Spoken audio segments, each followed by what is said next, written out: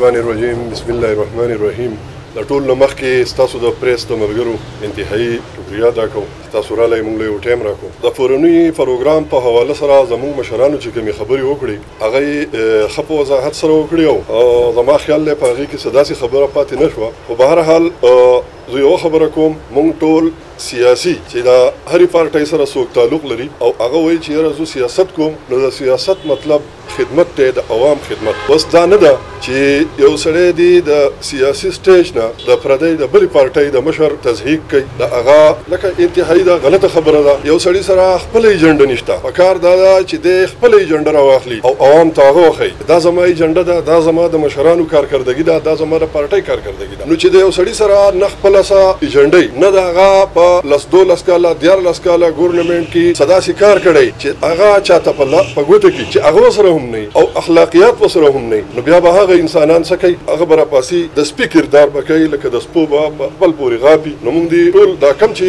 پرونی پروګرام د چا په لاس کې و، د چا په اختیار کې و، او دا کم چې زمونږ د MPA MNA دي دوی ته موږ وایو چې تاسو مهرباني وکړئ، تاسو د قوم مشران یئ او تاسو چې څه کوئ نو ستاسو نه دا کشران زده کړه کوي. نو پکار دا ده چې تاسو په ښه طریقه سره دا ستاسو عمل دی سټیج ته چې راخېږي، ستاسو د ژبه دا ستاسو عمل ښیي، تاسو کردار ښیي. نو مهرباني وکړئ تاسو آینده دپاره چې که څه داسې د تاسو خپل وضاحت د خپل کارکردګۍ په بنیاد سره کوئ چې یاره دا زما کارکردګي ده، قوم ته خپل خدمت ښکاره کوئ، خپله جذبه په دغې طریقه ښکاره کوئ، نه دا چې د بل په بېعزتۍ کې مطلب دا دی تاسو بل بېعزته کوئ او تاسو ووایئ چې یاره دا زما عزت دی، دا زما مطلب دا دی د پارټۍ کارکردګي ده. مخکې ډېر د حیا عزت خبره وه، اوس د سیاست نه هغه نفرت غونته طرف ته خبره لاړه. اوس چې کم طرف ته خبره لاړه، یو سړی دا سوچ کوي چې یاره که داسې قسم کس راباسي لکه څنګه چې دا پرونی پروګرام و، نو شاید چې دی لکه د بل بېعزتي به کوي، د عزت تمه هېڅوک نه لري چې یاره دی به ما ته د عزت په نظر وګوري. مخکې که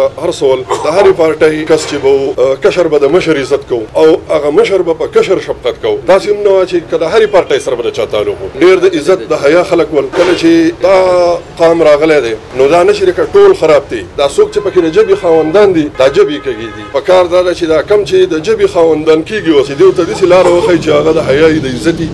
نو زه یم چې دغه به ښه دی او پخوا نه داسې سیاست و، نه دا چلونه ول، ډېر د عزت وخت و، ډېر د حیا عزت خلک ول. هغه مشران لړل ټول دې الله وبخي، کم چې اوس په دیو کې روان دي الله دې ورته د نیکې هدایت وکړي.